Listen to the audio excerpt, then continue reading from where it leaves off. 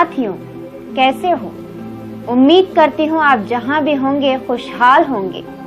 آج میں آپ کے لیے فرعون کا وہ قصہ لائی ہوں جو آپ نے کبھی نہیں سنا ہوگا۔ آج ہم جانتے ہیں ایک معمولی اطار شہر سے بھاگ کر وقت کا فرعون کیسے بن گیا۔ فرعون کے بادشاہ بننے کے پیچھے ایک کہانی ہے۔ فرعون اصفہان شہر کا ایک غریب اطار تھا۔ اس نے کئی لوگوں سے بہت سارے قرض لیے اور قرض نہ چکانے پڑے، اسی لیے اصفہان سے بھاگ کر شام چلا گیا۔ لیکن شام میں اس کے پاس کوئی روزگار نہیں تھا، تو روزگار کی تلاش میں مصر جا پہنچا۔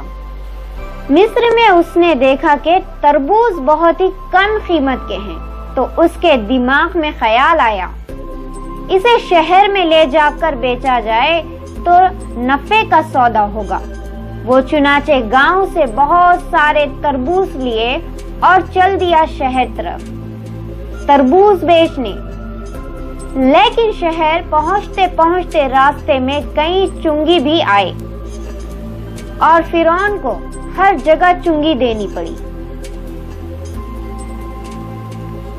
اس طرح اس کے پاس شہر پہنچتے پہنچتے کیول ایک تربوز بچا، کیونکہ باقی تربوز چنگی میں چلی گئی تھی۔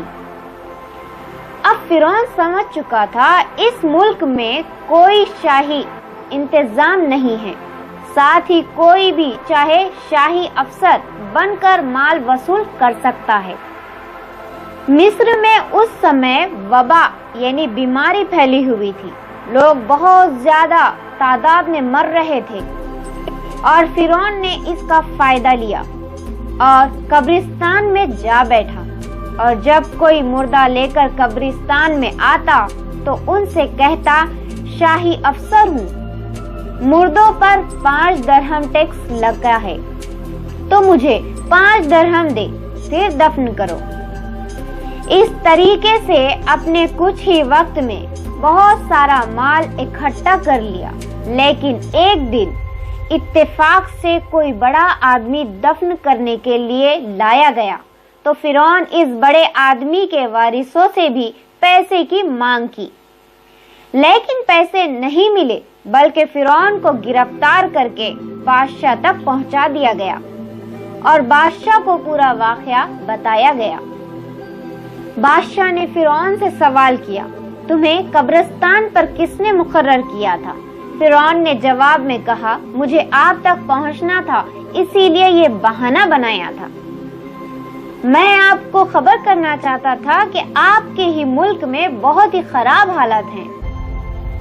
میں نے 3 مہینے کے سمے میں ظلم کے ساتھ اتنا سارا مال اکٹھا کر لیا ہے۔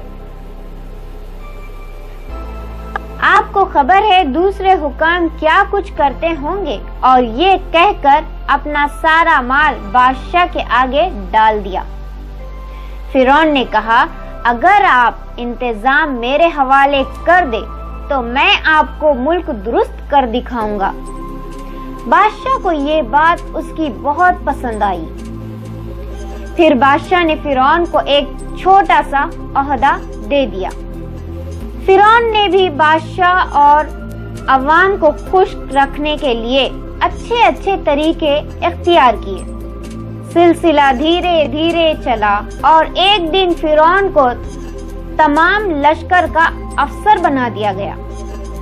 جب ملک مصر کا بادشاہ مرا تو وہاں کی عوام نے فرعون کو تخت پر بٹھا دیا، اور اس طرح سے فرعون بن گیا مصر دیش کا بادشاہ۔